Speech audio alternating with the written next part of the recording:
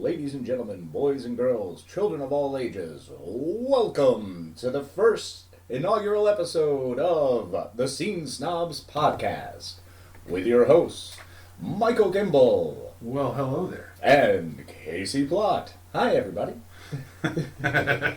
So, first one. Yeah, I know, man. I'm stoked. It's Welcome. exciting. It's taken a while to get here. It has. It's been some time, my friend. See, some time. Anybody listening right now has no idea how long it's taken us to get here. To actually do this.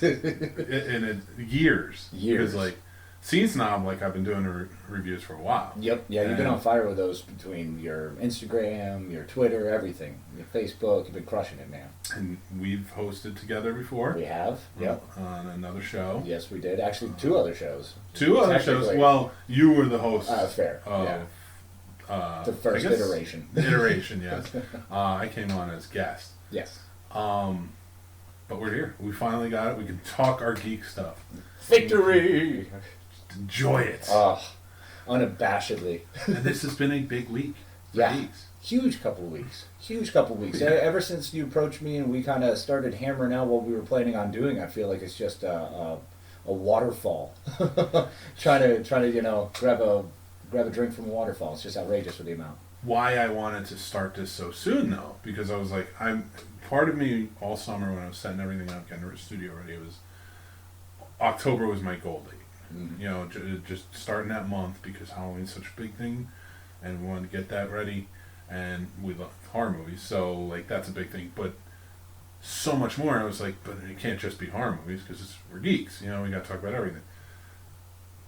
So the exciting thing about this was the past couple of weeks of setting this up, really motoring and being like, we're going to start. Mm-hmm. You're right. It's been a waterfall of just geek news. Just the content has been crazy.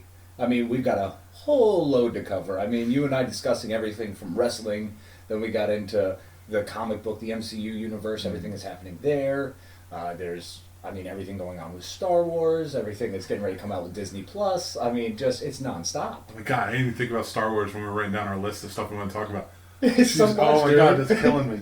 Because there's so much going on there. So much. That alone is a show. And then we get Star Trek. With Picard coming out, all the New York Comic Con stuff has been hitting so hard. That's what pissed me off. I didn't see the Discovery trailer yet. Okay, yeah. But a good place to start, I guess, would be I did see the Picard trailer. Right.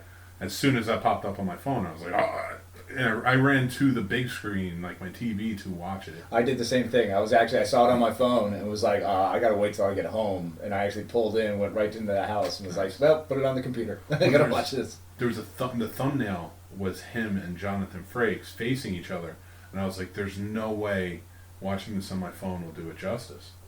So I ran inside, I put it on, and wow. Yeah. Holy words. Yeah. They are really doing this up. They're getting everybody. I mean, you get Troy and Riker. I mean, in the first one you had 7 of 9, who's, that's a great addition. And she was in this one too, with some action behind her. Yep, there's a lot of action. There's going to be some Borg action going on, big time here, which we kind of suspected because she comes to him in the first trailer, and she wouldn't be coming to him unless it was Borg related. Right. And the mysterious girl that's in it, seems Borgish. Yeah, she could be Borg-like. And so I'm like, all right. And it's Picard. Yep. Who's his greatest rival? The Borg. It's what messed him up the most. I mean, and I think that was when Next Gen really took on a new life. Mm-hmm. Was when they finally moved into Picard as Locutus. That season 3 and 4, the best of both worlds. I think that was when that propelled them into this whole new moonshot of a series, really. Yeah, and I think the exciting thing about this show is going to be that always messed with him, and we got to see that for the remaining 4 years of Next Gen. And we got to see it in the movies and such, and how it affected him. But what's happened since? In the 20 years since Nemesis, I'm sorry. Yeah. I always kind of just go right to Insurrection. Well, because Insurrection is the one that we all just naturally go to, because it was, it was fun. It was a fun movie, and they win handily. There was little doubt in that one that it's everybody's fine. In Nemesis, it's that was darker, You got Picard's clone. Tom Hardy, by the way, young, skinny Tom Hardy, who has never been that light again in his little career. But to know so much more, especially to jump to the one-shot books, like before Abrams' Star Trek came out, they did the crossover comic book with Countdown, I think it was called, and I have it over there, and of course I don't know off the top of my head. Well, you've got more than just one, so it's okay. There's a bevy. This is what somebody say of books over here. With 2 kids, I don't even know if it's over there. Who knows what's over there? That's fair. So the comic books get pulled out all the time. As long as the Dark Knight isn't disappearing, and then you have to go track down your 7-year-old, make sure he's not reading. Do not touch Dark Knight Returns. Don't do it. Not until you're old enough. But so like just to see what happens like with the destruction of the Romulans' home planet and where that goes and what PTSD is coming from. Exactly. Not to mention they have that Romulan warbird in the trailer. Yeah. I mean, that is righteous, and it's not a new one. That is like the old C-class. That's an old thing that Kirk went up against, was that thing. It's so crazy. I can't wait. I really can't wait to see what happens on the show. It is really exciting. And it's really cool that they're doing something that stays in line, which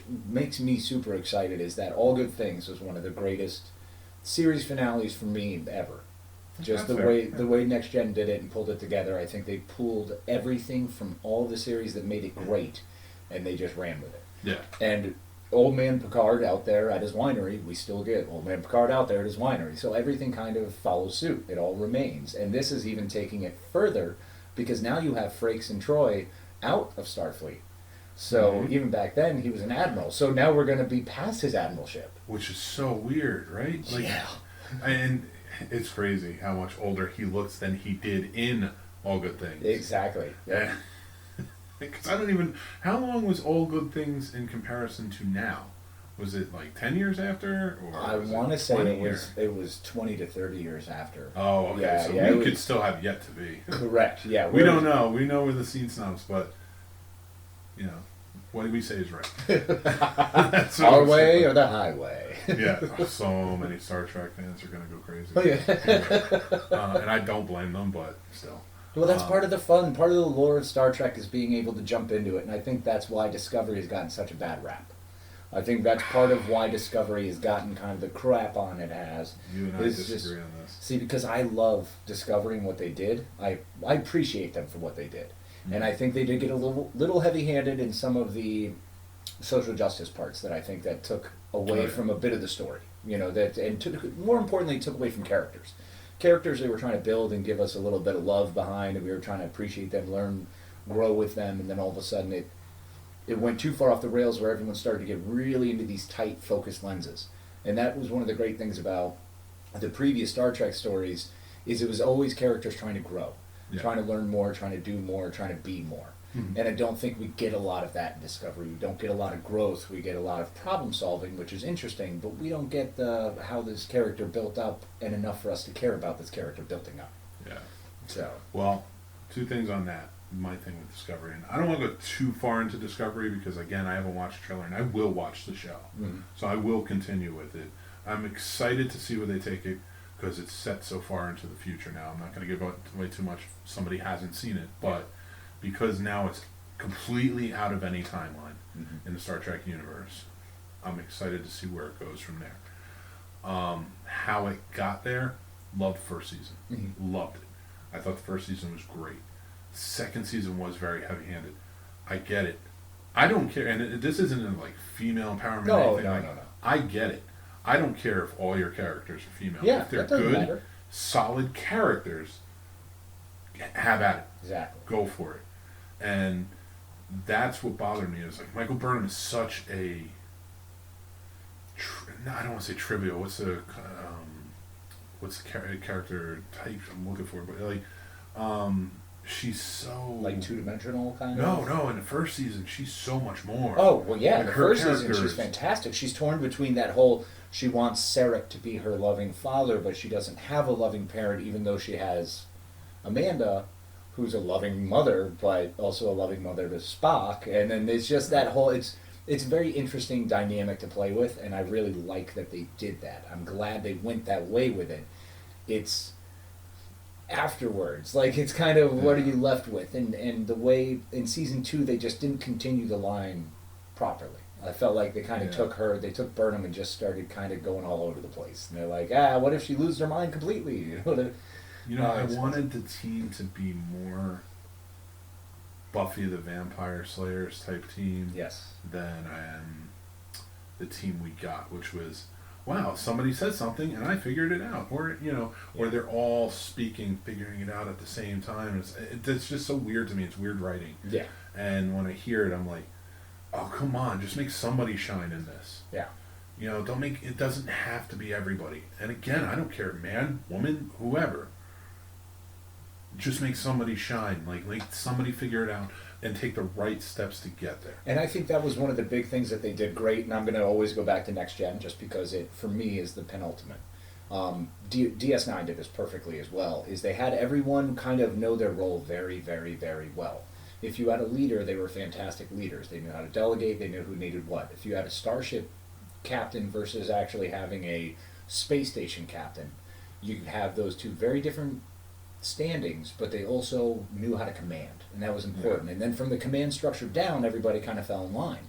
You had Major Kira, who was in charge of her thing, but she was Bajoran up against these Cardassians, so that was a big deal. Mm-hmm. But then you flip it to the other side, and you don't have Michael Burnham against the Klingons the way you thought you would. Yeah. You kind of everybody kind of is more expounded in Discovery, whereas they're more well-rounded characters. Even though they shouldn't have some of the knowledge they do, they kind of just pull out this, of course I know this answer. Yeah. And it's like, nah, man, you used to go to Geordi, because Geordi was the one who had all the answers in one specific vein, He was stuck in that area. You didn't go to Data for that knowledge, even though Data might have had it. They kind of did that better in sparsing everything out and spreading everything out, whereas in Discovery, it's, hey, everybody, let's get together and try to think on this. Which I understand you're going to do that, especially after you have a crew that's been...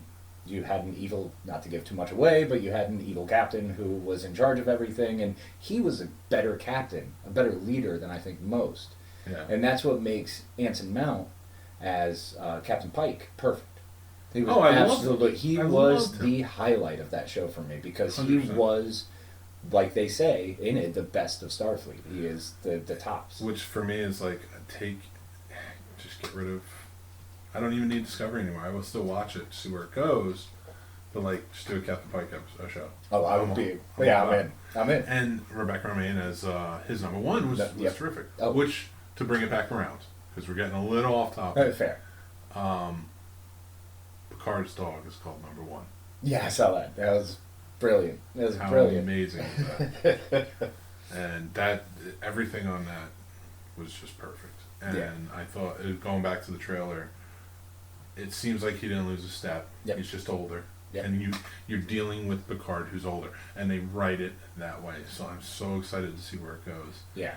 And I'm hoping that he had enough of an influence in the writing room to say, Picard wouldn't do that. Yeah, and I feel like you already get that just with that Riker interaction, right? When he's like, thanks for not trying to talk me out of it. And Riker's like, I've learned my lesson, I know that. Yeah. And it's like, because that was always the thing he tried to do. And by season maybe 3 or 4, he kind of stopped. He slowed down a little bit on that. I'm so excited to see who else they bring in. It's going to be fun. Oh, very much so. And I really hope that they bring in Harry Kim from Voyager and he's still an ensign. Oh, God. Poor guy.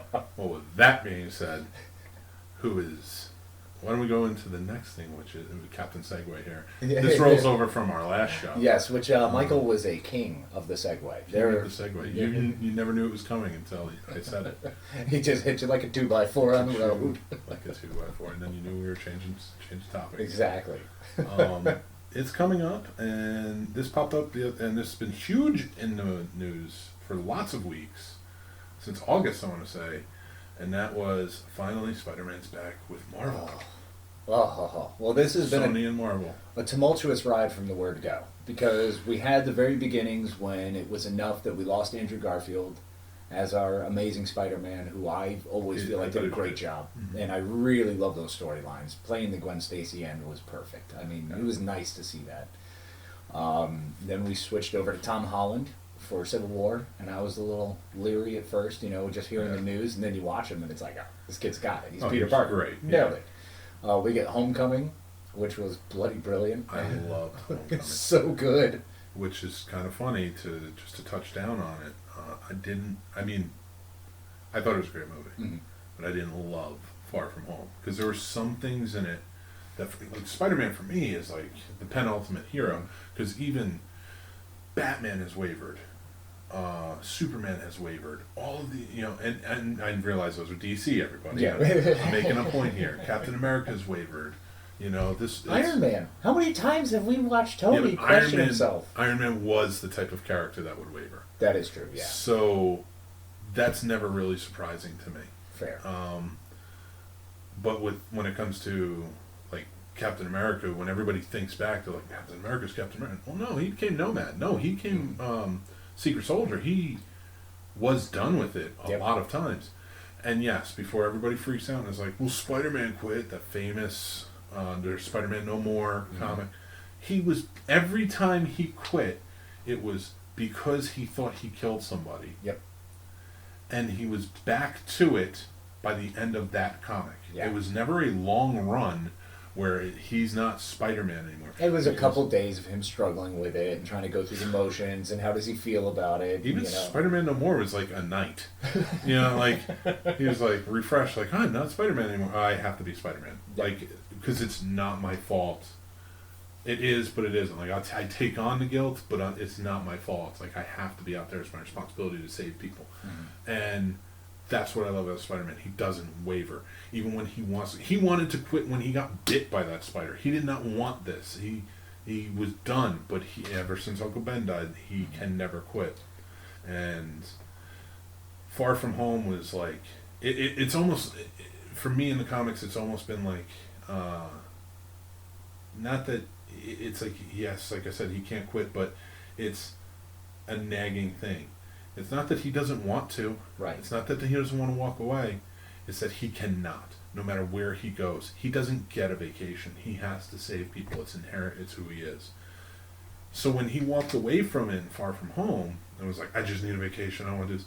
I get it. Yeah. I get the stress of being blipped out, coming back 5 years later. You just fought the biggest war probably ever in existence with in the one Marvel of the universe. greatest ever scenes, just Cap throwing that hammer and saying, "Hey, Queens," up top. It's just, oh man. It's just all of that and so much more. And then you have Tony Stark. And if you don't know this by now, I don't care. I'm spoiling it. You have Tony Stark dead, who is his father figure. Yeah. Which they really did right. And then what bothers me is, like, I get it. I know he wants to quit. I know it's Spider-Man. I know he's saying he needs a vacation. I want him to take a vacation. I want a movie where Peter Parker can just hang out with MJ and not have to worry about anything for once. But that's not Spider-Man. I was going to say, what is that going to be, like The Fault in Our Stars Part 2? Right. Right?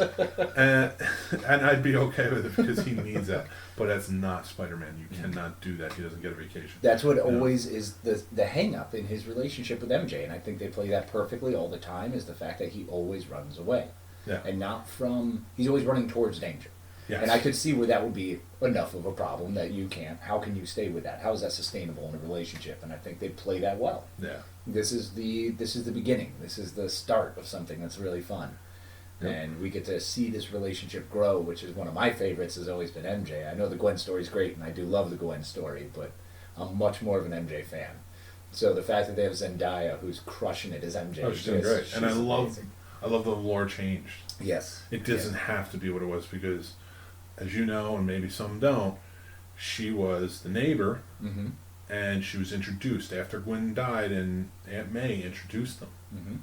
That famous line, "You've hit the jackpot now, Tiger." She didn't go to high school with them. So, when the movies kind of made that and played that in, they never really... The first set of movies did not get Gwen Stacy right at all, and that bothers me. No. Second set of movies did. Nailed it. Third set, they just completely let it go, and they changed up MJ. They sort of made her like Gwen Stacy. Right. They did that sort of tie-in with Lisa, almost making her the Gwen Stacy who gets affected by the father's death and has to move on, or in this case, incarceration, which was a fun tie into Tombs and having all that. That was neat. But they didn't even touch it, and I'm okay with that. I would have been okay with that in the first set of movies. In the third one, you never touched Gwen Stacy, but for some reason, as much as I love Sam Raimi, kind of went off the wall with that one. He did, yeah. He took it a little crazy pants. One of the things I am excited about is the fact that they are sticking with this new universe, the idea that there could be the multiverse. Yes. They've set that into motion because I'm that. okay with. Oh, it's Do it great. all. Do it all. Do everything because that they've got the Venom. They've got a different Spider-Man, potentially could be from another universe. They have the doors open for a Miles Morales. Yep. He's already that's already covered. You've already kind of laid groundwork to where you could have a Gwen Stacy pop in, have a Spider-Gwen. You know, you could leave yourself open and have anything happen at this point. So it's very absolutely. exciting to see where they want to go, and it's more exciting that after the potential loss of Sony versus Disney, that fun little battle that took place. Well, I say Sony would have been screwed. Yeah, oh, I agree. They have no idea how to handle Spider-Man and make him like it was Marvel. I know they're saying that there are other people working on it besides Kevin Feige. I always say his name wrong. But it's either Feige or Feige or Feige. I hear so many different versions. I don't even know. Kevin the man. Yeah. Kevin F. is the MCU. No, it was him. It was his vision. And now it was great that they had so many people from Sony being able to work in there, but they need him. Yeah. They need him, and you'd have to redo it. You can't do it with Tom Holland and make it work. Yeah. It just won't. You cannot try to tie those after removing them. They're too closely wound together. And such an integral part of Tom Holland is his interactions with the MCU, with Iron Man. Yeah. What are you going to do? Not mention Iron Man in the next Spider-Man movie? What? No, that doesn't play. I mean, he's literally got Happy as one of his buddies who's there all the time. What are you going to say? Sorry, Jon Favreau. You're under contract with MCU. We can't deal with you. Who is the godfather of all of this. Like, if it wasn't Exactly. for him, none of it would have happened. So Yep, and he is well deserving of every role ever. I think Happy should be in every movie from here on in. Minimum of 2 minutes screen time. Yeah. Kevin, if I'm you're cool listening. with that. He should be in everything. He should tie everything together. Exactly. He's a good thread to use. Yeah, I agree. But very sincere thank you to Tom Holland for Man. saving this. How in the world you get a kid who has been given grief, and this is what made me laugh so hard. He has gone through so much of giving spoilers away, of messing up and slipping up and saying things he shouldn't have, because he's an excited kid. I'd be an excited kid. I'm in my 30s, and I'm pretty sure if I was in any position he was in, I wouldn't be able to help but blab. Like, I'd have to be careful. I'd have to watch out. 100%. Because, and but he did it. And I had a feeling he would. Yeah. I have a feeling he was going to step in at some point and be like, we can't do this. We can't. And it's like, just get somebody new. And right now he's Spider-Man. Like, you don't get anybody new. And even my issues with Far From Home, which are more superficial than anything, Yeah.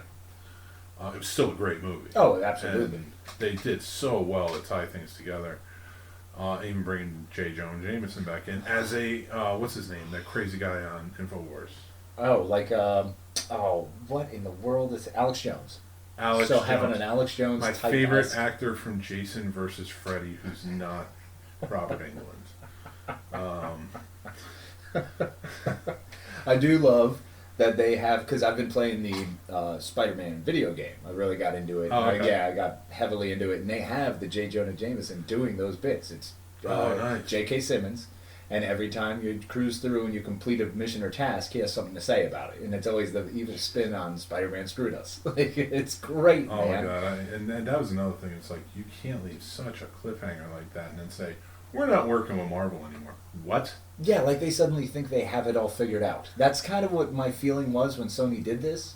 Is they were like, we got it covered. Don't worry. We've used you. Haha, we'll get ahead. And then I feel like they just put 15 writers in a room. Everyone looked at something they had scribbled down and went, no. In the famous words of we're Seth done. Rollins, we're gonna burn it down, Sony. Mhm. Don't you screw us on this. Burn it down! And now we're back. Yeah, so thank you, Tom Holland. That was fantastic. Great work. Way to get mommy and daddy to quit arguing and get together. Don't worry, we will see Spies in Disguise just for you. Even though we do not care about the movie. We have kids, so we'll go see it. Yeah, that's... It's the one where Will Smith's spy turns into a pigeon. Yep. Should be interesting. I'm shaking my Yeah, head. you gotta shake emphatically. No, it's exciting stuff though. Ooh, that's a fun little spin, by the way. So since we're kind of in the trailer vein, have you seen the Gemini Man trailer? With I have. Will Smith? That looks interesting. Interesting. Yes. That's where I'm at with it. Yeah. Interesting. Kind of like Looper interesting. Yeah. Like, I was really fascinated to see what they were doing with Looper just because it was different. And it's Joseph Gordon-Levitt dressing up more like Bruce Willis. And it was like, all right, let's see how this rolls. So I'm kind of I'm interested and excited to that degree. Because I was when I first saw the trailer for it back when the first trailer had come out. Sorry, I was at a point where I'm like, what is this? Does he go back in time? He's gonna kill himself, or like a Looper, like you said. Right. And now as it's gone on, it's made more sense. Where it's like, oh, he's a clone, and they cloned him, and that's just what it is. The young clone has to kill the new one, and he's a much better prototype. Yep, and it's his turn to take over, and then he'll run whatever department or thing Will Smith is doing, so that way they can kind of perpetually just keep it going. But, I mean, that's nowhere near as exciting as Bad Boys for Life. Ooh, Bad Boys for Life. Mike Lowry's back. And I don't care what anybody says. I love the Bad Boys movies. Hey, man, I am with you. They are fantastic. They are some of the greatest movies since, 1997? Whatever, when the first one came. I loved the first one. Oh, and I still love the first one. This is the fastest car in the entire known world. You better beat him. And then he makes it through the whole. Why is there a wall there? It makes no sense. They're in an airport and there's a wall there. Because it's a Michael Bay production. There's always a wall and an explosion and probably a tank somewhere. In Miami airport, there's better walls than certain presidents are trying to build. Now, that does not mean I am for it. I'm just saying they're there. They exist. You can leave that hole there. I'm cool with it, but whatever. You know what? In fact, maybe that's how we get holes in the wall.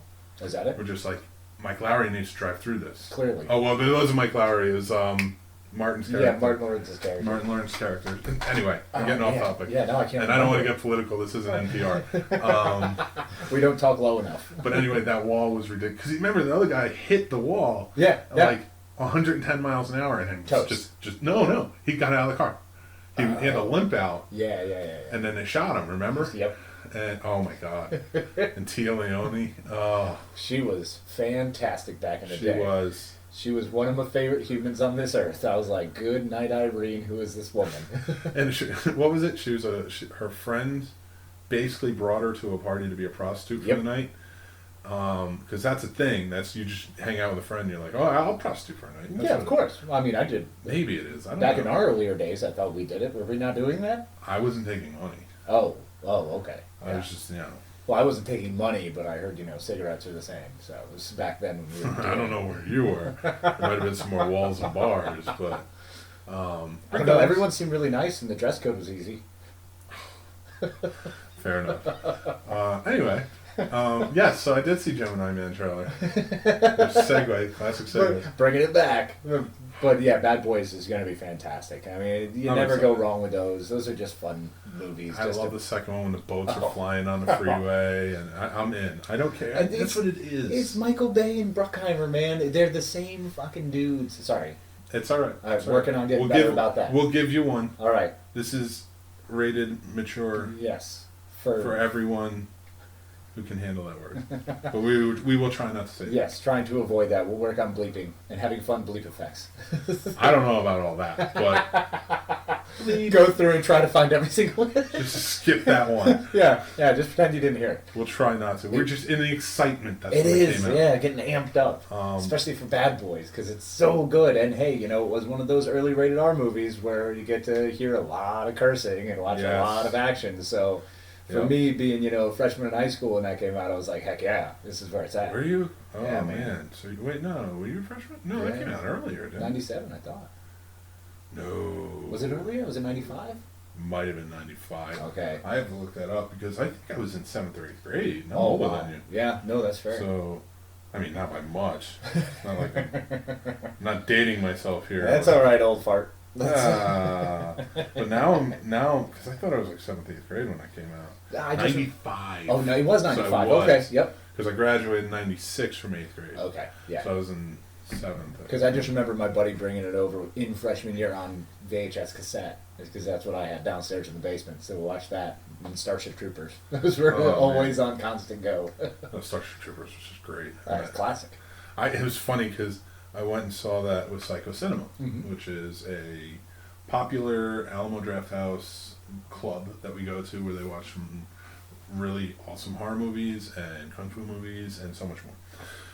Which I have to say, they gave me Halloween on the big screen and changed the perception of one of my favorite movies of all time. Oh my God! Just by seeing Michael Myers more in those window shots than I ever saw in the VHS. I want to save this. Okay. I want to do a Halloween episode where we talk about this. I'm in. Because we did see so much more. Oh yeah. And it was amazing. And there's a lot of things. You just said, "Oh yeah." No, I just spit a little. Oh, I don't care. Sorry. Just don't curse. Don't curse. But no, you're right. And so much. We did see so much more, but I do want to talk about that because we'll it's put such that a in pinnacle movie of horror. So Psycho Cinema showed is fantastic. Starship Troopers. Which I'm bitter I missed because that is my #1 heartfelt, in my soul favorite movie at any time. And I realized when I went to see it, I'm like, oh, I did see this in theaters when it first came out. Did you really? Yes. Oh, man. And I'm like, I saw it opening night. I forget who it was. I was either with my buddy Ty or it might have been my buddy Anthony. I wasn't with Lenny, though. Okay. He knows all these guys. I know you guys don't know all these guys, but Casey knows them. So, and the reason I bring that up is because, like, sci-fi was like, and horror were like, okay, we're going with the guys. Right, The girls didn't want to go, so the guys.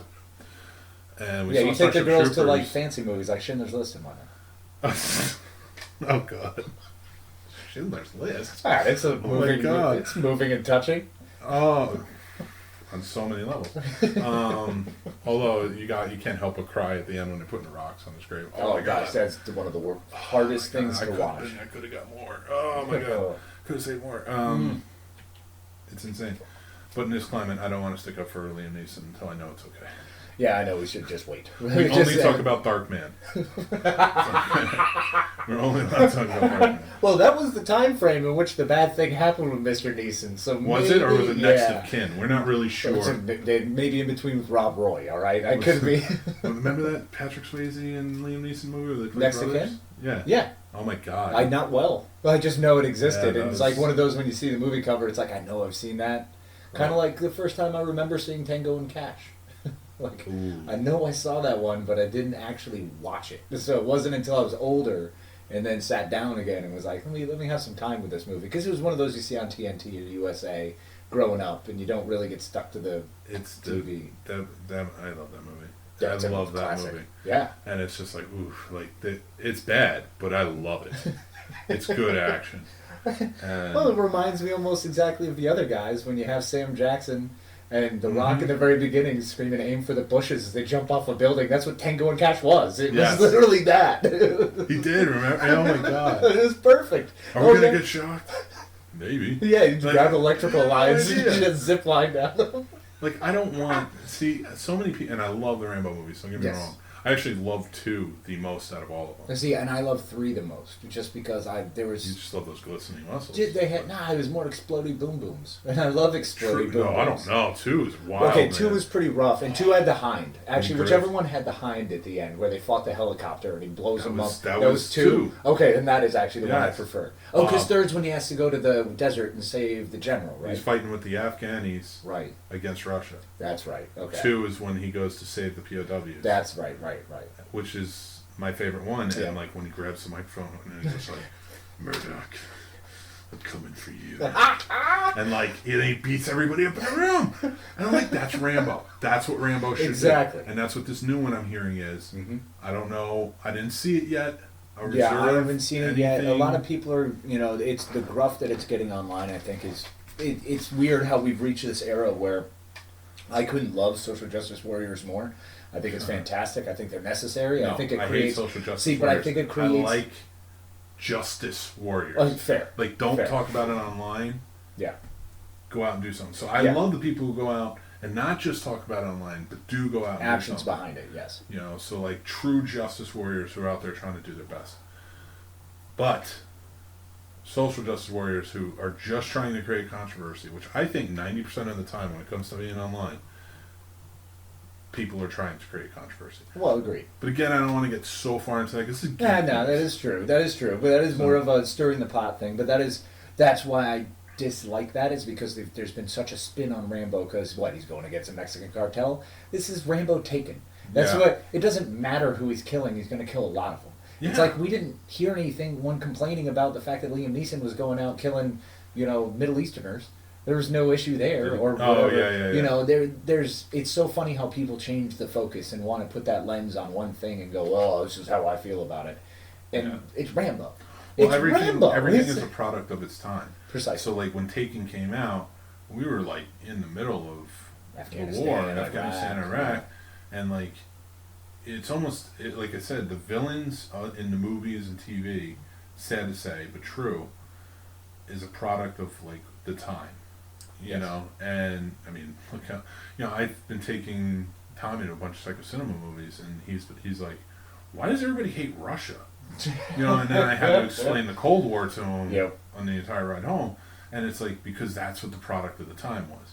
And I think so many people get bent out of shape when they don't realize, like, I think Taken, if it had come out today, would be more controversy. Yeah, agreed. But since it came out 10 or 11, 12 years ago maybe, and the second one came out, and that was like 10 years ago or whatever. Yeah. But remember, the third one was closer in time, and he was being chased. Right. There was no real bad guy except the government, who was a shady government, which is product of what it is now. Mm-hmm. That's what the world is. Which I think actually fits, because it's funny how we get these cycles, and being the movie geeks that we are, we're able to follow these lines, if you kind of see them, that red string theory of everything. Yep. Because you have Taken, and then you have these, sorry, I just brain farted on that whole line there. Well, to bring a point home, like, because we were talking about social justice warriors, justice warriors, and such. She should be the geek of the rest of the year, geek of the quarter, we'll call her, and that's a high honor in my opinion. Right. That Greta Thunberg. Thunberg, yeah. Oh my God! If you are complaining or causing a controversy online, you're doing nothing about it, then I have no respect for you. But this girl started such a great movement, and and let me be honest, when I first heard about her, and I didn't know anything about her, it was from how she yelled at everybody, and I guess my old brain kicked on and was like, why is this child yelling at everybody? I'm like, that's not right. And then I'm like, well, look. And then I started thinking about it like pretty quickly. I was like, yeah, look who she's yelling at. Like, right. Why am I upset? Like, they should be yelled at. Like, these are world leaders that we've never defended in the first place, that we always put down or have some sort of great issue with, or that we just have some sort of discussion about where they're failing at. This is a girl who's just coming out saying, hey, yeah, you guys are failing at it, and someone should be on top of this. You know? Why does she deserve it? Because not only did she start a movement, she took a sailboat. Yeah. She took a sailboat here to talk. Yeah. That's why she is the geek of the year. I'm even giving her the year. I'm not even giving her a quarter. Well, we got a short year going, so we are in October. But she's the geek of the year.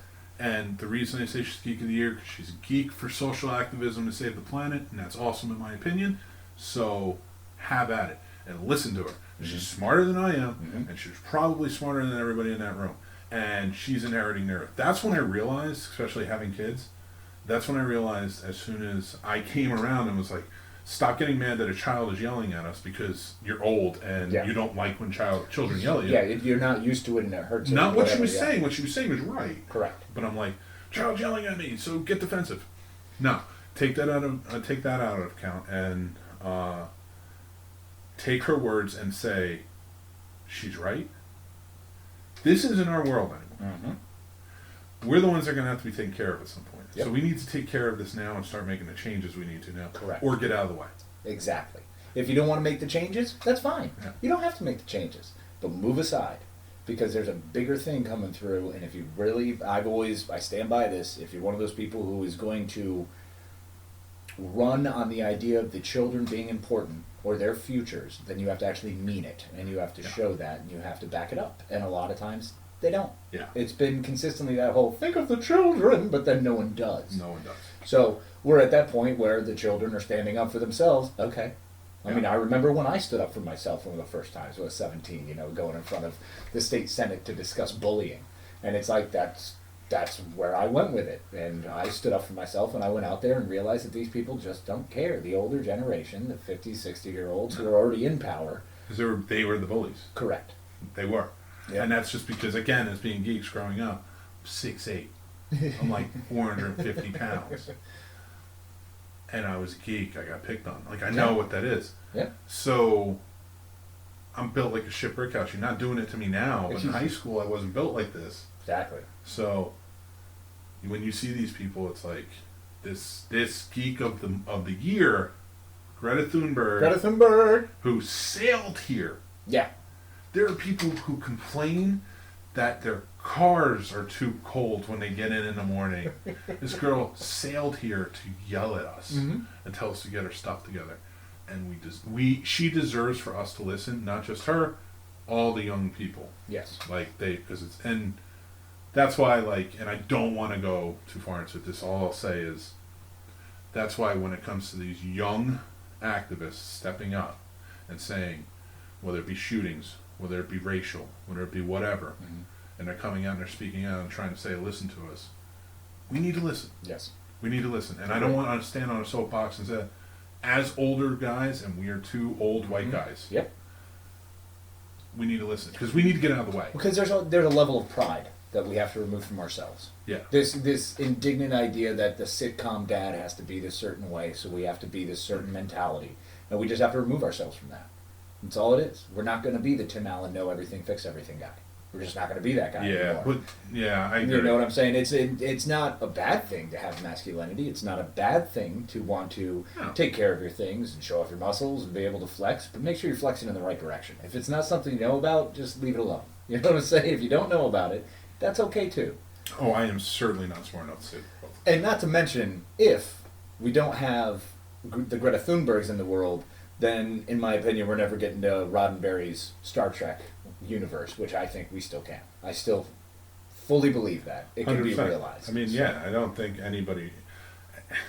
how anybody doesn't want that. Right. Although it's Discovery. Discovery doesn't even want that. All right. We gotta move on. We're going too far. And I don't want to piss off too many people. Well, not yet. We gotta ease into it before we start turning people against us. Oh yeah. Well, I mean, the funny thing for me is going forward though, and talking about rich white men in power that think they're saviors. Tony Stark. It's been a big week in wrestling. Oh man. Ho ho. It's been a big week in wrestling. Oh brother. I'm right there. Yep. The Macho Man right there. I see him, the Macho Man. He's the best, man. He's amazing. I was a Hulkamaniac. Yeah, but I love Macho because he had, for me, the best promos. His promos to me were like what always stuck with me. Him and the Legion of Doom were some of my favorites because Hawk and Animal. Because they were so coked out. Everybody was so coked out back then. Yeah, I guess I just like the coked out era because Sid Vicious was another one that I loved. So when he was Captain Blowface. Lex Luger. Oh yeah.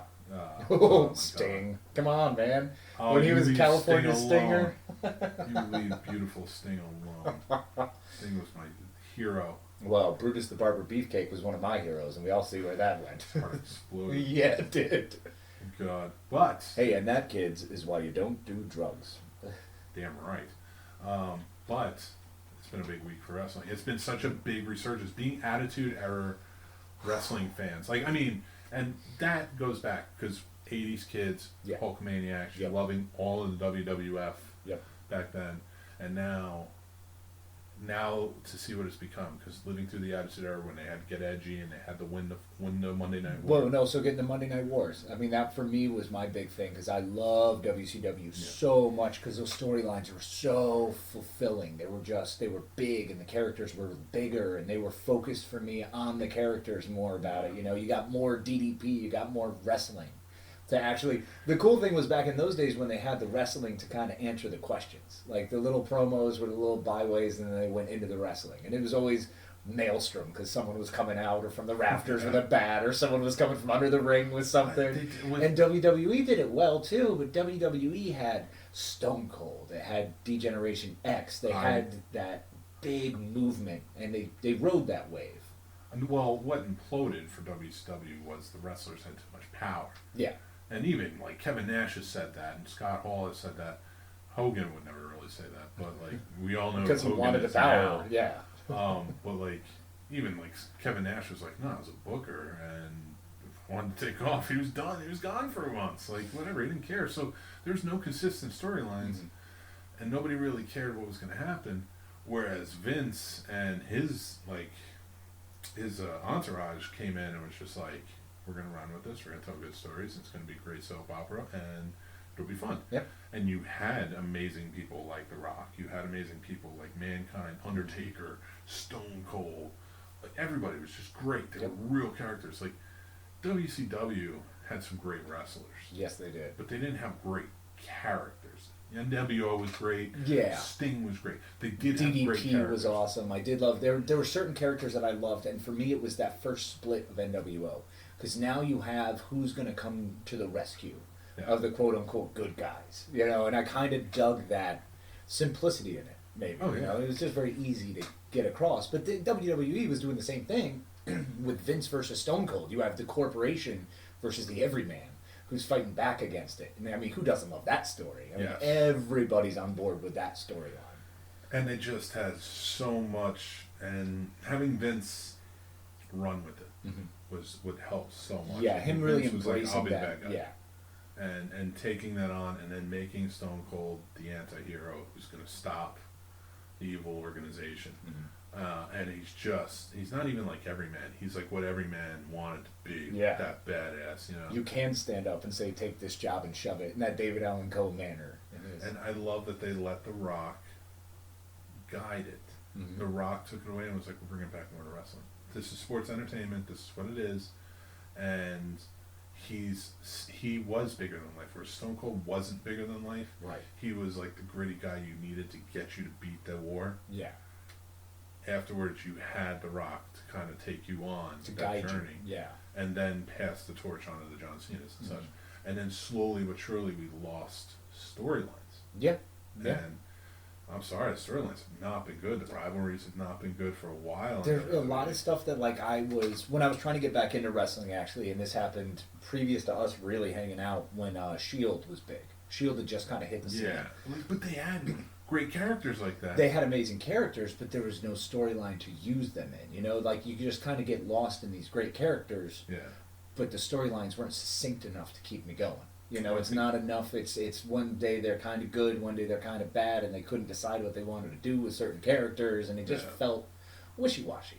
Well, it felt like whoever, if Vince McMahon didn't like them, even if the entire WWE universe wanted them to be it, Daniel Bryan, CM Punk, if Vince didn't want you to be the face of the company, you weren't going to be the face. Well, then we get the other side where if Vince wants you to be the face of the company, he slams a Superman punch down your throat over and over and over again. I am so glad that guy's okay. Yeah, thank God. He's back, and thank goodness for his health. He is a great character and an awesome awesome man, dude. too. Yeah, He's a good dude. Roman Reigns, no lines in Hobbs vs. Shaw, but I love them anyway. It was good to see him there. And I like him. I hate the Superman punch. Yeah. I hate that. I hate that move on everything, though. Yeah. Like, I hate whenever somebody does a Superman. I was like, this doesn't work. It's miserable. What are you doing? Superman doesn't do the Superman punch. Exactly. And the only reason he could pull it off is because he's flying at you, not falling at you because you jumped up. Right, which is kind of the whole thing, like with the closest thing to it that I will allow and accept in my little world for sports entertainment is the phenomenal forearm. That's the closest thing you can get to it because he's launching himself off the ropes. It's a forearm, which is way harder than a fist. Like, it's just... I don't know about all that. You don't break your forearm. You keep doing that. And as much as I love the phenomenal one, that's a stupid move, too. I disagree. I love that move, man. That's what you can get amped for. But you can't, hold that up, and then you look at somebody like Cedric, you can't really. Rey Mysterio is not what he once was. Well, but he yeah. still moves like a maniac. But Wish I could move like that, man. Ricochet. There you go. You can't look at somebody like Ricochet Yeah. or Cedric or these high flying guys, and you're just like phenomenal form works. And it's like no, what these guys are doing are so. I mean, this was this was what Eddie Guerrero and Rey Mysterio and Chris Jericho even and all these guys were back in the day. Yeah. In WCW, and even WWE later, but especially WCW. And then you look at something like Phenomenal Forum, and you're like, hey, it's cool. I'll accept it for sports entertainment. I will not accept the Superman punch. I hate the Superman punch. He should just do the spear. The spear. He's What is great wrong at with it. the He's spear? got a beautiful spear. Yep. Do it. Oh my God. He's got a spear that looks as good as Goldberg's. And as far as I'm concerned, Goldberg had the perfect spear. I mean, I loved his spear. He was just a monster doing it. So, of course, it's a different effect. Roman Reigns is a big guy. He's still, that spear, pretty potent and powerful. And Absolutely. then the fact that that's a setup move for the Superman punch is just dumb. Because you see Goldberg do it, and it's like, well, that just laid him out. Like, they're done. And they've already ruined it, because how many people has he fought where it's like, he stood up to it? Michael Cole, who I... Oh, God. I can't... Oh, my God. Corey Graves and Renee were doing so good together. Mm-hmm. You got and it's all changed up now, but if you had gotten rid of Michael Cole and just let those two, you would have a new generation. A lot of people are going to be pissed about this, but I'm going to say it anyway. You'd have a new generation like... Monsoon and Gorilla Monsoon and Bobby the Brain Heenan. Or Jerry the King Lawler, maybe? No. It's definitely not a Jerry the King. I think they're better than Jerry the King. Really? He was great. And Jim Ross, the best. Well, Jim Ross, yeah, classic. But Can't and top they Jim were Ross. a great duo. Yeah. But they were more adversarial. Renee and Corey were always going back and forth at each other, just like the Brain and Gorilla were always doing. Yeah. And I liked it. And I liked how they're playing. And then you have Michael Cole be like, oh my God, the Superman punch. How did they get out of it? Like, easily. It doesn't work. And I know suspension of disbelief or whatever, and I shouldn't be like this, but I'm going off on a tangent about the Superman. You had to say it. No, well, because it's my favorite. There's so much that happened in wrestling this week. So much we haven't even touched down on. We haven't even gotten to AEW yet. Because, Mike, after all these years, I still know how to touch that one button that always brings some of the greatest radio. Just there's nothing better than watching you go off about the Superman punch. He's such a beautiful spirit, too. And they go to Superman. He's just a glorious human being. How come he can't do something off the ropes? How come he can't... the Taker... How come he hasn't learned to walk on the ropes? Taker has some of the greatest moves ever. I mean, you got a Elias tombstone was doing pile that for driver. a while, and Taker was not happy about it. Really? From what I understand, he wasn't, but I that's don't a know for bummer. 100% sure. But I mean, not in a way where Elias is buried or anything, Yeah. but just kind of like, don't do my move. I mean, I get that's that. a very specific move. But so's the stunner. That was given to KO, so...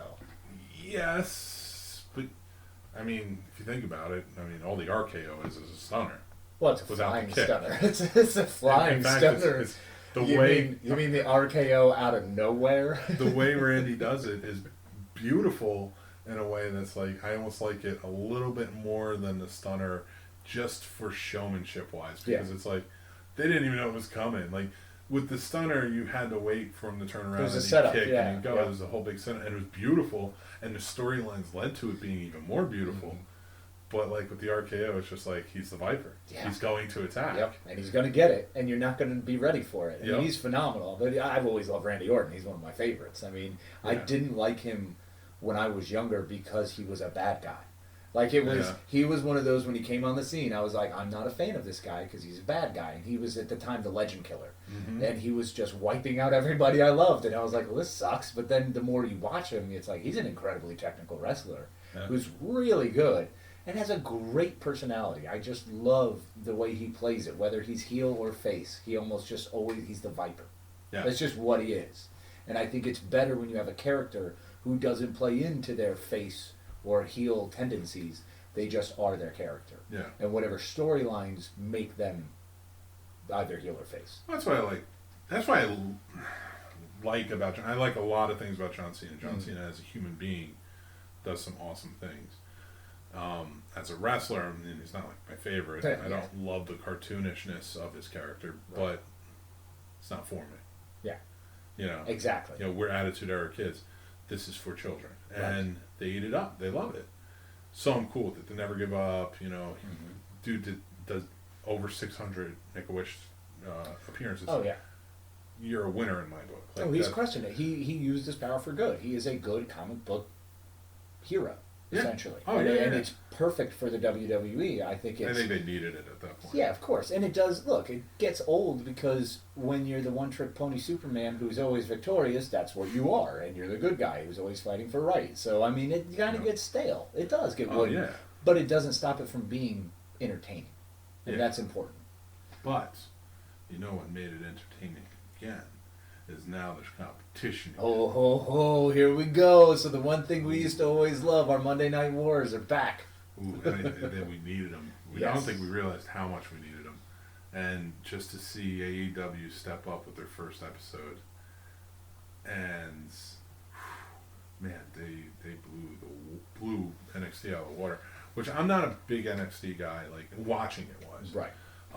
just because it was Raw Monday, it was SmackDown Tuesday, and it was like NXT Wednesday. I'm like, it's just so much at that point. It's a lot. And when you have 2 nights where the storylines aren't great, and you know NXT's going to be better in storylines, but it's like, it's too much wrestling. See, for me, I had the deal where NXT, for me, I like the storylines more, but I had a lot more issue with the technicality because they're not all perfect technical wrestlers yet. You know, you have those that, and plus, you can really see the difference between a Ricochet, a Johnny Gargano, the Blackheart. You can see their skill and technical ability versus someone who's new on the scene, and you see that pretty blatantly. But I also like that about WWE because you had Marty, the Rock and Jannetty. yeah, who essentially like towards the end of his career just became walk in and lose guy. Like you had a lot of those. He you was know? a jobber after. Yeah, after exactly. Shawn Michaels kicked him through the window, he was a jobber. So you have a lot of jobbers like that, and I think NXT kind of plays that well. That these aren't Yeah. jobbers, though they're the young upstarts. Yeah, the problem is like they've been oversaturating the market lately. But now with AEW, you have all these fresh faces, so you know if you're a wrestling fan, but you don't need to know if you're stepping in, because you have the Cody Rhodes, who even if you don't know who he is, you're going to learn quick because of who his dad is. Right. I mean, And his brother Dustin being there, you know. And then you have the champion be Chris Jericho, who is one of the most recognizable, if not best, promo men Oh. of all I time. mean, across all of wrestling. I mean, since the Attitude yeah. Era in WCW, he came out in WCW, correct? Or did he come out in WWE and then went to WCW? Or Oh, he was in WCW. okay, that's where Came over. that's right. And then it became the Y2J. And then it Y2 was, Jericho, yeah. baby. Oh my God, I love the countdown. When they were doing the countdown for all that It time, was awesome. and he showed up and cut off the Rock. It was Yep. great. Loved it. Yeah, they did some good storylines, and we've got a lot of good wrestlers from different areas in AEW. You've got New Japan. Oh, you know, oh my you've got, God, New Japan's great. I don't really watch Impact anymore. When it was TNA, sure, because they had the legends, but I mean, it wasn't gonna ever be anything like WCW. You're not going to reach that. yeah, because they were all old by that point. Exactly. I do like that. Impact was teasing WWE about the Hogan Ric Flair teams for Right. Crown Jewel, Mm-hmm. because they did that back in the day. Right. Exactly. Team Hogan, Team Flair. Yep.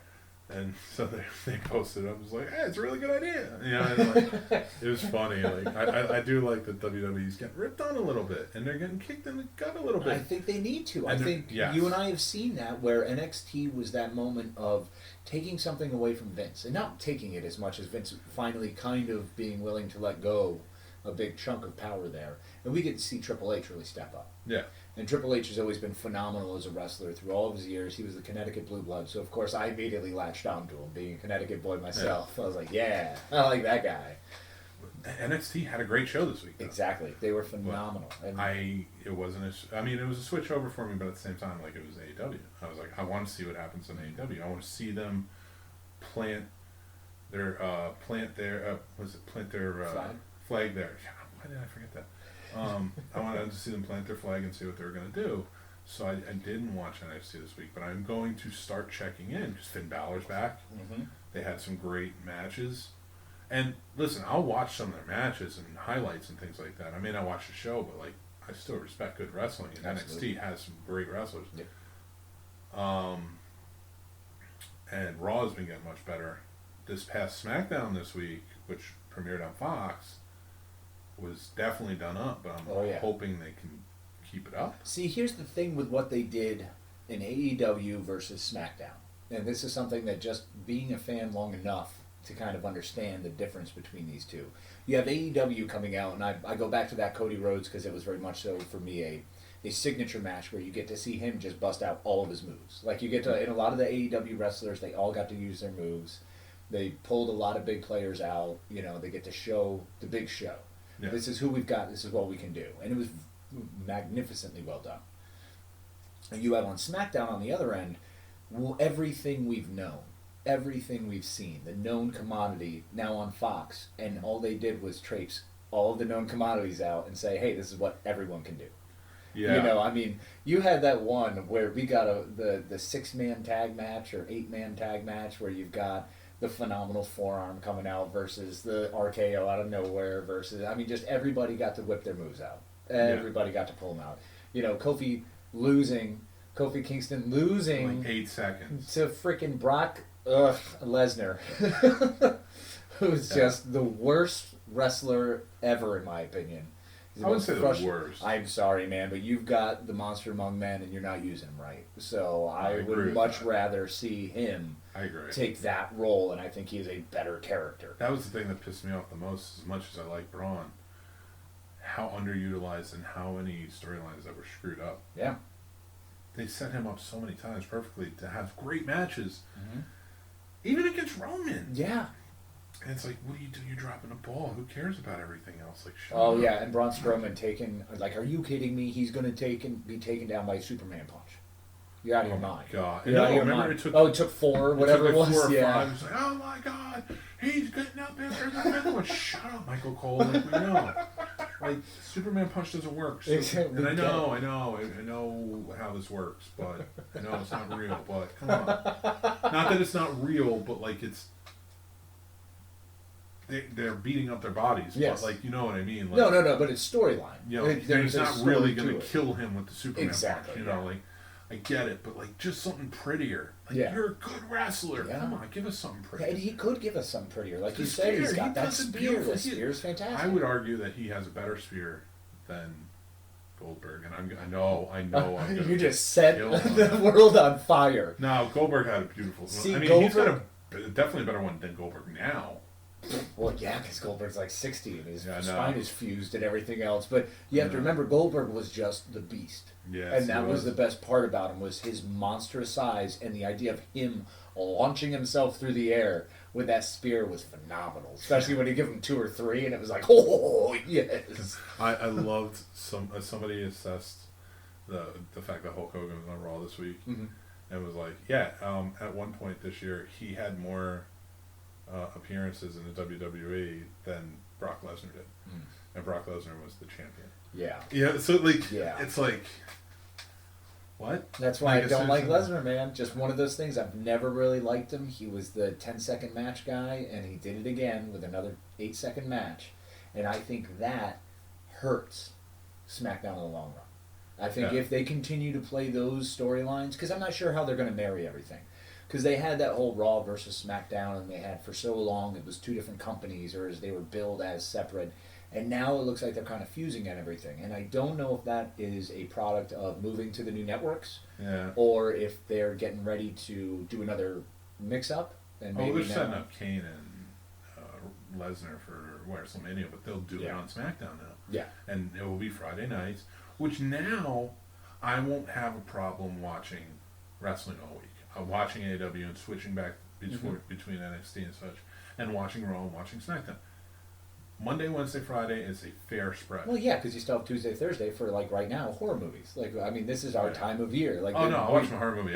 Watch it. I think I'm new. I mean, come on. In fact, I have. I've watched like a horror movie every day this week. Yes. I was like, I'm gonna watch this. Like, I'm currently watching In the Tall Grass. How is it? So far, so good. Okay. It's interesting because I'm in the middle. I can't really say one way or the other how it's going to go. Well, but of I mean, course, it's based on a novella by that Stephen King and Joe Hill, the son, did together. Okay. And it's just interesting where it's at because I'm kind of like, oh, it's I don't want to give anything away, but it's like, oh, it's that. This is what's happening. Mm-hmm. But you don't know because I'm in the middle. Right, So yeah. like, You don't have anything verified yet. it seems like this is what's happening. Yeah. And it seems interesting. So I'm anxious to see where it goes. I'm kind of leaving myself in the dark about it. Mm-hmm. I didn't read anything up on it. I've never read the novella, so I don't know Nice. what happens. And you know me, I love King, so like Yeah. I'll read, and I've started reading Joe Hill's books, and he's very good too. Yeah, he's definitely got his dad. How many has he got out now? I don't know how many he has out, but I've read Nosferatu because the show That's the show. I Okay. wasn't so big on. I didn't love it, but I'm digging the book. And with Creepshow coming out, and they're writing stuff for Creepshow, and we'll get into that in a second because I do want to talk about this. Right. I know we both watched it, but Well, I actually, bad news. I did not. oh well, then I'll talk about it. You can talk about it. You can put your headphones on. Not the podcast that we're currently recording. But no, anyway, so I started reading more and more, by Joe Hill, just see what it's all about. And I'm always kind of going back to King around this time of year, because it's that time of year. Cujo time, misery time. It's like, well, misery's one of those that I actually hold off until like November. Once the snow hits, I'm like, I want to watch Misery now. Yeah, that's a good time. That's when I want to watch The Shining. I don't care about The Shining in October because it's not winter time. Going on with King, like Mr. Mercedes, I like Oh, that show. yeah. So, and that starts up around this time. It has. I have not watched the third season yet, but it does start up this time. So, like a lot of King things, they have King marathons because his birthday's in September and stuff. So, I start rereading things. I'm gonna reread Doctor Sleep before I go see Doctor Sleep, and I don't care how long either are. I've never seen The Shining on the big screen, and I've always wanted to. I always miss my opportunity. And like Psycho Cinema did it last year, and I missed my opportunity to go. So I'm looking forward. If they show The Shining and then Doctor Sleep, I'm staying for the whole thing. I don't care. I will watch the whole thing all the way through. That'd be a really good drive-in. Just saying. That would be a drive-in. really good drive-in. Oh, I hope they do it because they're going to be open till mid-December. Oh, nice. Yeah, anybody who listens, which is nobody right now, Well, it's our first podcast, but anybody who listens and lives in Virginia, go to the Family Drive-In. They're open till mid-December. Out in Steven City's fantastic. They're not paying us to say that because we don't have anybody paying us to say these things. We're our own people. Yay! So neither here nor there. So I am excited for that, and I want to reread the book before I go see the movie. Well, I'm really miffed actually because one of my favorite Stephen King movies, I unfortunately missed my opportunity to see on the big screen. So did I. I hurt my hip. Go. Yeah, that's I had a ticket. I had your ticket. You had my ticket too. Yeah, you fell in the shower, man. I fell in the shower. It's and the I worst. couldn't go. And I was supposed to bring a buddy because you weren't going to go. So he was like, I'm going to go. And I was just like, I can't go. So I was like, Yeah, and they wound up rescheduling because I had purchased tickets for Massive Attack show in March. And they rescheduled it to this day, that specific day, so I couldn't see Maximum Overdrive, one of the greatest, really Stephen King's Opus Dei. I mean, I don't know about you. I would prefer going to see Maximum Overdrive over Massive. Unless they play Teardrop. Well, no, it was all mezzanine. It was the 25th anniversary of mezzanine. So they just did everything mezzanine. And then I don't want to go because amazing. I only care about Teardrop. Well, that's what it's Teardrop. It's all of their famous songs. You know what Teardrop's from? Yeah, House. House. Of course. That's how I learned about Massive Attack. I would listen to that show, call everybody an idiot, and then leave. And hobble out on a cane. It's the only way to do that. Versus Maximum Overdrive, in which case you get to watch a Coke machine kill children. And quite frankly, steamroller. There is nothing better. Yeah, the steamroller killing the kid. It's everything that happened on that baseball field is my favorite part of that whole movie. I think right there. The fun thing about that, and just to touch down on this because I want to get into Creepshow, but like the fun thing about that when you have somebody like the kid when he, everybody gets killed around him and he's got to flee. You don't realize how many things now that are mechanical or you run on electricity and things like that can kill you. Yeah. And him just riding his bike through the neighborhood, and it's just like there's cars everywhere, there's lawnmowers everywhere, there's all this stuff that can just kill you at a moment's notice. And it's like, where do you hide? Well, that's the crazy thing is if you think about it then, nothing was really even tied in together. There were no systems that were unified. They weren't computer chips. They were just machines. They were just gas-powered machines that went off the rails. Nowadays, you think about everything, and it's like your home could kill you. They could crank up the freaking temperature with your little thermostats and everything else. I mean, just everything tied in together. They could just blow all the fuses at once if they wanted. It's crazy and terrifying. It makes me want to go live in a place where everything's powered by wood. Oh, absolutely. I mean, I have PTSD every time I hear an AC/DC song now. So. How could you not? It's the Green Goblin's face. Although, one of the greatest lines ever is when Emilio Estevez, in his penultimate role in 1987, after already doing The Breakfast Club, after already doing St. Elmo's Fire, after already doing Men at Work, like all these huge movies for him, which I don't know if Men at Work was, but it's one of my favorites.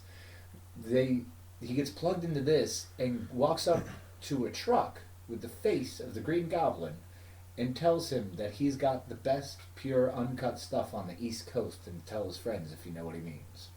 Because he's going to sell them and fill them up all that gas. Like, are you kidding me? Such a Stephen King line. There's a reason that this is the only movie he ever directed. And I still love him for it. Because, I mean, movie-wise, Stephen King has as much to do with movies as he has to do with horror. Yes. Or books. Yes. Or anything. Like, he is... Like, his movies are iconic. But and you do him a disservice to not bring them up. Whether he likes them or not, someone took them and ran with them, and they're fantastic. And, Maximum Overdrive, you don't have to like it. It's fun. It's absurd. It is fun. It is fun as all get out because it's absurd. And that's the whole point. And I think that's what Stephen King really grasped onto. It's just unfortunate that's not a better movie because he had solid talent. He just didn't know how to direct them. I mean, that's all it was. Yeah. And Joe Bob talks about that.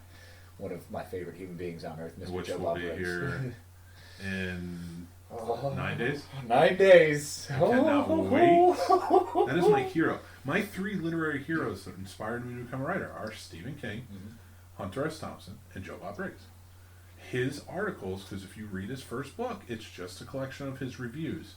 And that's a Joe Bob at the Drive-In. And it's him as John Bloom, who is his real persona, that's who he is, and Joe Bob, and writing between. And I love it. Yeah. Yeah, it is one of the greatest. I'm so excited for Joe Bob because he was really what got me heavily into the horror movie scene because of Monster Vision. I think that's straight up what it was. My parents wouldn't let me watch those movies if they knew I was watching those movies. It's a Saturday night. I get to sneak downstairs and flip on Monster Vision. And, I get to watch my double feature. And then you get the male girl. And, of course, 13-year-old me is like, woo! Oh, and I started watching him in the 80s on the movie channel. Right. That was Joe Bob at the Drive-In, correct? That was Joe Bob's Drive-In Theater. Okay. And it was so different. Being a weird kid who loved movies, and I didn't care if they're bad, good, whatever. I just wanted to watch movies. I wanted to experience movies. Right.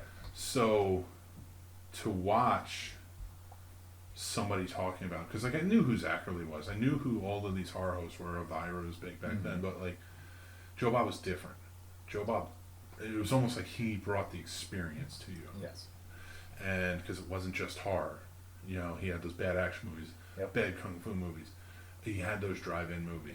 They Live. I'm sorry, but that was where he did that running tally. And I always go back to They Live because he did that running tally of how many dumpsters and car windshields Keith David and Roddy Piper threw themselves into. Oh my God. But he always did those outlandish things, but at the same time brought to you. He was IMDb before IMDb. Yes. Yes. And he knew everything. Yep. Like all the other horror hosts were just like, this is what happened, and this is a rumor that happened. But Joe Bob knew. He went out and he talked to the people who made this movie and he became friends with them. And when you read his writing, it's like, oh my God, it wakes you up. It's very much in the same vein. If you read a Stephen King novel or you read a Hunter S. Thompson book, which are two very different types of genres, Yes. but not very different either. Well, it's knowing where to put that detail. It's knowing what pulls you in as a character, or as a reader, what allows you to sympathize or to connect, or to reach out, to understand, to grasp. It's They the did a great honesty job. of it. They did a great job putting you where they wanted you, and Yeah. saying this is what you're going to see. And they set the scene well, and then they brought you into it. Yes. Slowly over time, they just Stephen King especially, he just brings you into it by kind of lulling you with detail and and like getting you into the mindset, and then all of a sudden, bam, this happens. You know, the Yeah. dog's at the window. Oh crap! You know, it's fascinating the way he does But that. it's the honesty of all of them. Mhm. All of them just bring like an honesty to it that wanting to be a writer, and that was like my main focus growing up. Even as a kid, writing poetry and things like that. Like I did weird things. I did what is considered weird, Right. not by artistic types, but like The norm. by the normal Yeah, society. the 9 to that we 5 live in. society. Yeah. Yes. So to these three writers, like inspiring me, were just big. So getting to meet him coming up is huge. It's gonna be amazing. I cannot wait, and I don't even know what to say to the guy. Like, what do you say to this guy who is your hero? Like, because you watched Joe Bob's Drive-In and then Monster Vision. See, Monster Vision yeah. was a whole new experience. Exactly. For me, Monster Vision was that special experience because I did watch Elvira because my friends thought it was fun to watch her. And then who was Van Gool? Oh, they had not Vampira. There was the one that they There was parodied. Elvira, and then they had the Ghoulie, Dr. Well, it's Sven Gulli. Sven Ghoulie. So I 40 watched Sven years. Ghoulie on, he was what, on Nick at Night or something like that he was on? I can't Was he remember. on Nick at Night? I can't remember No, what he was on the Chicago channel. Oh, WGN. WGN. Yeah, that's right. Now So he's you- on MeTV. That's why I'm thinking of Nickelodeon, because he's on MeTV Yeah. where they have all those Nickelodeon shows on. Yeah. Yeah, so, but I was always a fan of them. I thought they were great, but Joe Bob made it fun. He was laughing at these things. He was, he was taking the movies that I was scared of and legitimately had fear of these scenes, and by him breaking down the scenes, I went, I'm not really afraid of this anymore. I'm able to enjoy the horror movie. But as much as he made fun of them and as much as he laughed at them, he always respected them. Oh, of course. There's always something Yes. to respect. There was and I never a think that's- put down in a way where it was Yeah. like, this whole thing is crap. He's saying, no, this scene is crap because of, and then you get into the story. You get Yeah. excited because he's explaining something that might have gone wrong in the set, and you get to learn about it. And that was one of the Thank God. greatest parts about it. I mean, look, it was up against, USA's Up All Night. So I had two options of what I was going to watch on those Saturday nights, And you know what's funny with US Up, our age in the 90s, like you're like USA Up All Night, like you're going to see some women, Oh, yeah. even blurred out. Side boob. Like you're going to see something. Exactly. And I still was like, I'm watching Joe Bob. Oh, Because I was yeah. that weird kid. And I was like, I don't care. I need to see what Joe Bob's going to say. Yep. And I need to learn and absorb all this knowledge of movies that only he can give me. And then he went off the air. And I mean, at 18, I was still watching him religiously on Saturdays. And then he went off the air and he left me. Yeah, he he was left gone. me for 17 years. Yep. Thank God for Shudder bringing Oh, him back. Shudder bringing him back has been a revelation. It is so nice to have Shudder him back. does not pay for this.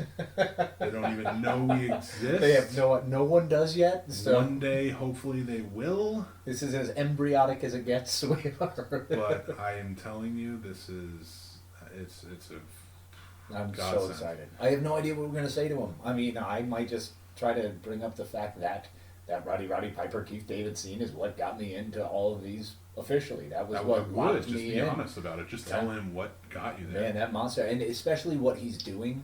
I am so excited for this whole Rednecks Who Saved Hollywood. That's that's his presentation that he's doing live, and it's going to be phenomenal. Yeah, I can't wait to see what he does. I mean, I saw the full breakdown of everything that he's bringing in, and of course, you have to bring in all of these. I mean, Toby Hooper, Texas Chainsaw Massacre. You have to bring that whole crew, and that's a huge deal. We should ask him about was it that Swamp People movie? Yes. I wouldn't mind taking her. Well, not taking her The camping. greatest line of all time. I love. I got to find out the name of that movie The again. fact that he It's goes- the Alligator People or something like that. from the '60s. Oh, God. And just like when the guy walks in, he's like, so "Who is she?" Well, I wouldn't mind taking her camping. Yeah, It's he's all upset, "What?" like Mrs. Braden or whatever her name was. Yeah. Well, she's not so bad. Wouldn't mind taking her camping. It's Oh, my just, God, it's and just you so and I awesome. stared at each other for a good 2 minutes after that line with our mouths agape, All I trying to want to figure do out is what talk is. about women that way because it's so weird. Yeah, what does that actually mean? Like, are you gonna take her out and like murder her? Well, that's not why I want What's to that? say it. I want to say it because it's so weird. Like I want people to look at me and be like, that's a stupid thing to say. Like, what does that even mean? Oh God. Well, the best part is you can't ever explain it. That's the whole point. Yeah, I know. If you ever try to explain that line, it's shot. It's dead in the water. I know. You just leave it and walk. I mean, this is a scene that started off with a guy getting out of a plane and going into a bar. Like, Which, if those are airports exist, I need to find them because that looks like the coolest type of place. yes. I It's do literally agree. right there outside of a swamp. In Louisiana, In of course. Louisiana. Or Florida. That's how it is. Alligators hanging out. Yeah, of course. But I will say, to kind of maneuver over to it, since we're talking about Shudder and we're talking Yes. about Stephen King, Creep Show. Creep Show. You haven't seen it yet? No, I have week not. 2 just happened this week. Okay. So this isn't going to be a review. This is going to be me selling you on watching it. I like it even more. We're both fans of the movie. Yep. Movies. I Love even the like the movies. second I one. love the second one. The Raft is one of my favorites. Nice. But the first one is phenomenal. I mean, George Romero. That's my hero right Yep. there. That's my boy. Yep. Talked me into going to film school. The debt's not happy about that, but I love the connections I made and I appreciate him for it. But the greatest thing about this is it's Greg Nicotero's doing, and all of the writers, and Stephen King's one of the writers, Joe Hill's one of the Oh, writers, nice. and all of the actors they got for it, but it's keeping in the same vein of Creep Show and what it was. And that's important. And it's almost like they're paying an homage to Tales from the Crypt. See, so I went back after you actually mentioned that. So we were discussing via text message things you're not privy to in radio world. Yeah. But we were discussing the fact that you had mentioned that it's much like Tales from the Crypt. Well, that kind of inspired me, and I got in my little mood, and I went and watched Demon Knight because it's what Gotcha. you do. It's one of my favorites. Demons or something? Worse. Demons. Oh my God, I love that line. And I got to see that on the big screen. It's like a Exactly, yo. Oh, did you really? That was the last movie, dude. Nice. I mean, that's the one that I really wanted to see because. Oh, anyway, Psycho Cinema, this thing we do, does 2 times a year. They do an overnight stay at a movie theater, and you just watch like 6 or 7 movies. It's amazing. I love it. They're doing it again on the October 12th. Nice. So, buy tickets. Alamo, Winchester, Virginia Draft House. Even though we'll probably post this on the 13th. Yep. Not really, but I have to work on it. We get to fiddle with this a little bit. Yeah. But anyway, it's going to be fun. 6 movies. But like they had, Demon Knight was the last movie. And that's what kept me going. And I stayed for the whole thing and it felt good.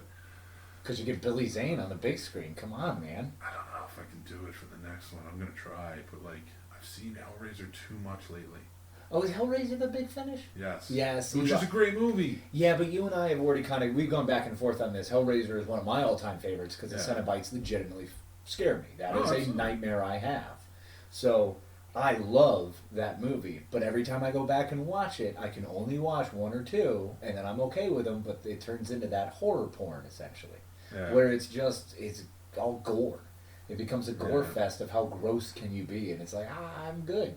I've had If enough. it doesn't have a good story, I don't care. Yeah, exactly. And it's really hard to have a good story when all you want to focus on is the leather-clad maniacs and how ridiculous they look. Hellraiser does have a good story. Yeah, That's why I Hellraiser like it. does. I'll stick through it. It's just that I've seen it like 5 times in the last year. Well, you and I watched it a couple times because of Joe Bob. Then Yes. it's And his does great.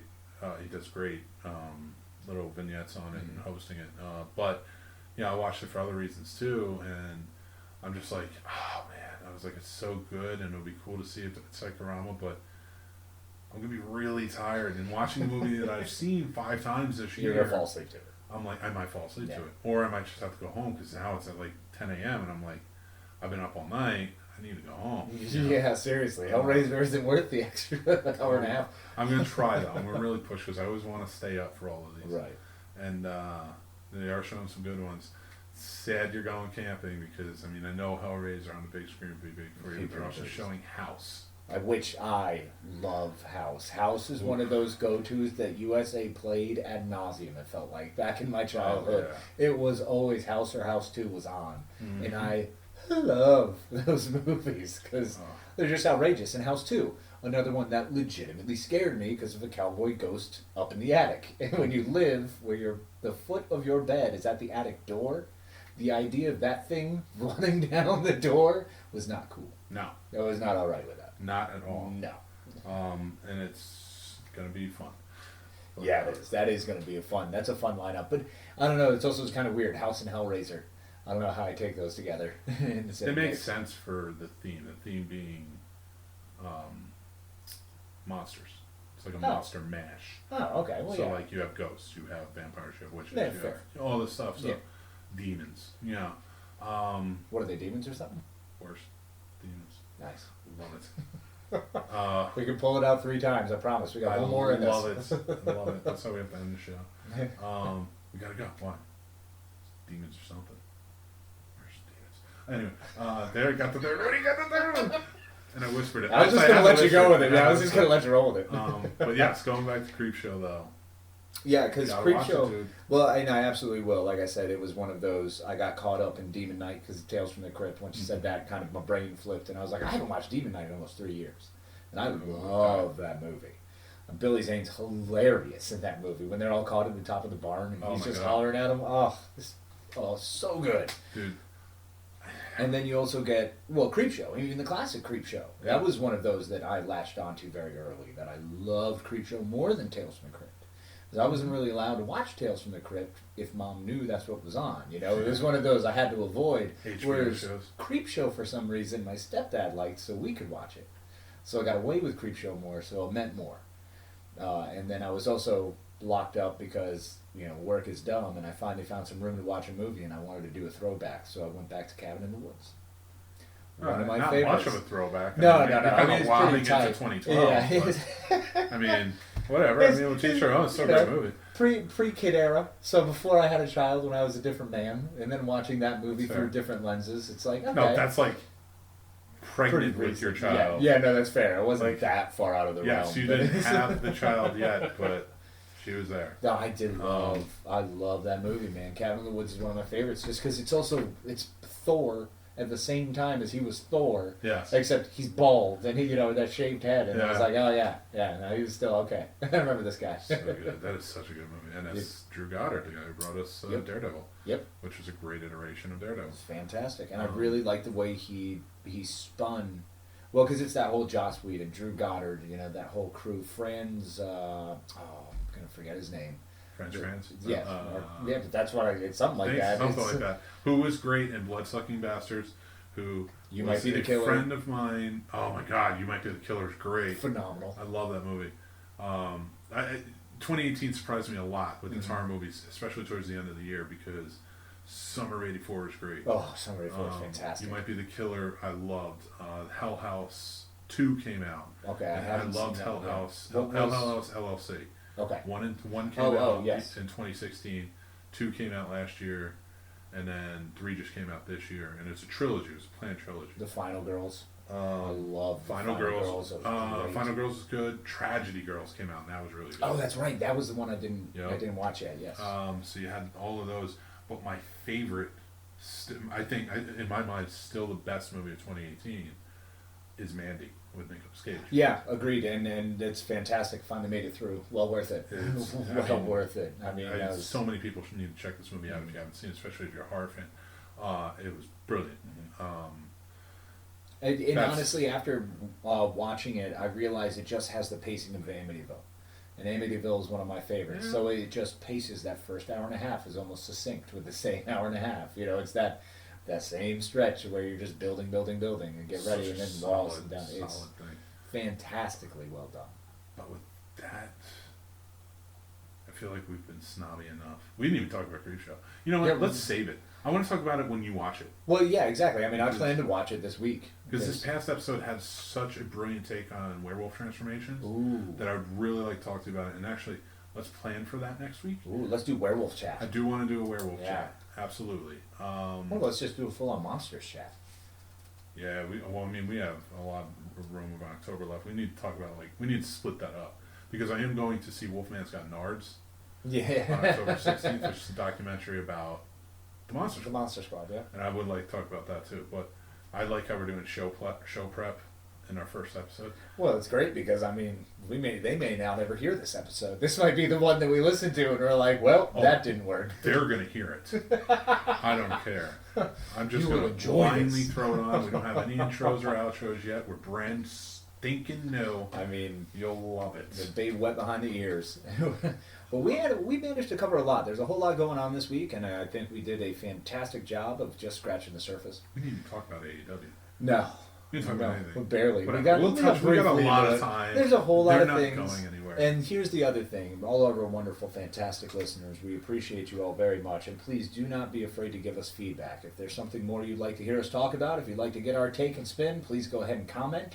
Wherever you can comment, wherever the comment section is available, let us know. Slowly watching my microphone fall, and I'm just gonna let it go until we're done. And that's how it's going to be. That's how the show is going to end. You're just going to hear thunk. Here it goes. What are those, Ladies and demons or gentlemen, something? it's been an absolute pleasure. We're demons. And with that, Thanks, y'all. bye. Bye.